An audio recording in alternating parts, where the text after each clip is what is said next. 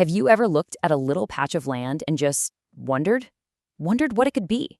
Well, today we're going to talk about a really cool side hustle, how to turn just 1 acre into a thriving, community-loving you-pick strawberry farm. I mean, just look at this. You can almost feel the sunshine, right? Rows of perfect red strawberries, families out there making memories. This isn't some huge corporate farm. This is something that could be in your backyard. It's a real business just waiting for someone to get started. And that's exactly how these things start, isn't it? It's just a simple moment. A neighbor asks a question, and suddenly a light bulb goes off. You realize that you don't just have a garden, you have a potential business. That aha moment is what this is all about. Okay, so you've had the dream. Now what? Well, you need a plan, a blueprint. We're going to get into the nitty-gritty of designing your patch, thinking not just about the plants, but about the people who are going to show up.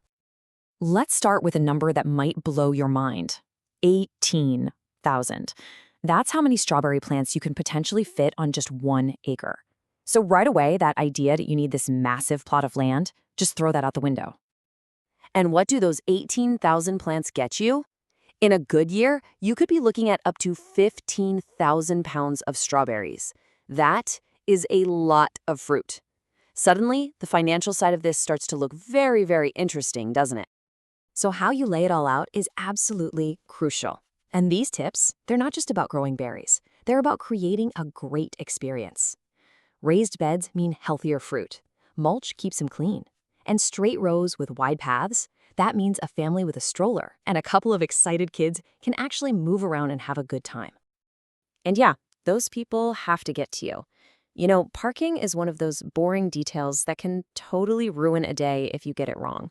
But the great thing is, you don't need to pave a giant lot. A simple mowed field, some clear signs pointing the way, and you're good to go. All right, let's switch gears for a second to the serious stuff.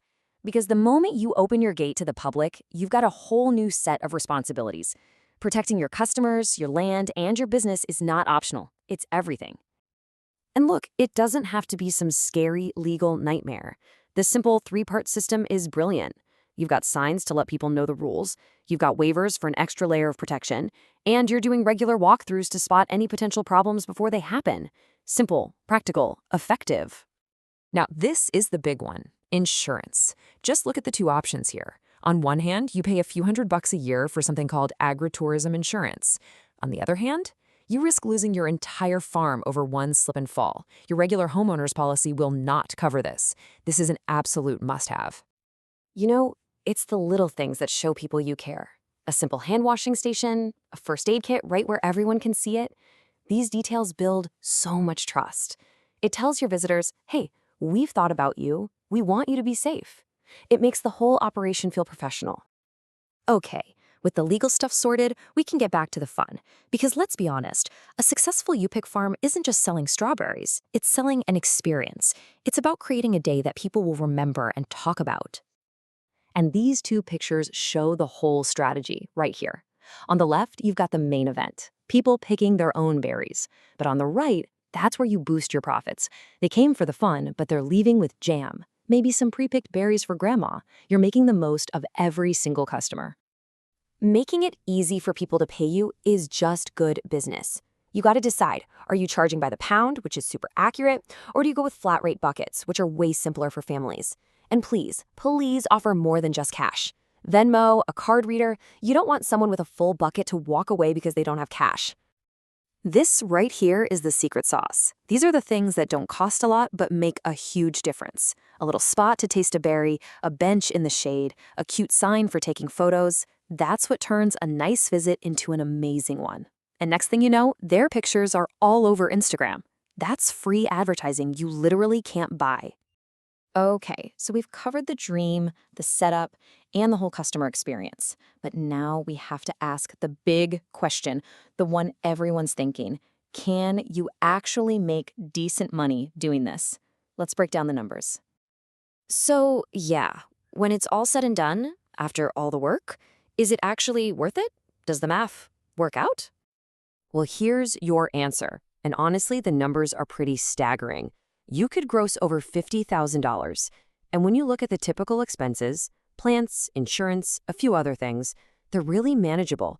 That leaves you with a potential net profit of $25,000 to $50,000 from 1 acre. That is an incredible return. But, and you knew there was a but, let's be real, this is still farming. Those incredible numbers don't just magically appear. You're going to be fighting against pests, against a sudden heat wave or a week of rain, and you'll always be on the lookout for rot. Profit is never guaranteed. So you have to be smart and protect your investment wherever you can. And here's a brilliant tip. Protect your plants from your own customers. So many people don't know how to pick berries correctly. A quick friendly lesson on how to gently twist the berry off instead of yanking it can save so many plants and so much future fruit. In the end, it all comes down to this one idea: agritourism. It's where farming meets tourism. You're not just a grower, you're a host. You're not just selling a product, you're selling a memory, an experience. And in the process, you're building a real connection with your community. So we're back where we started, looking at that one patch of land. But maybe now you see it a little differently. It's not just dirt, it's a potential business, a destination for your neighbors, maybe even a new way of life. There's a whole community out there just waiting. So the only question left is, what could your acre become?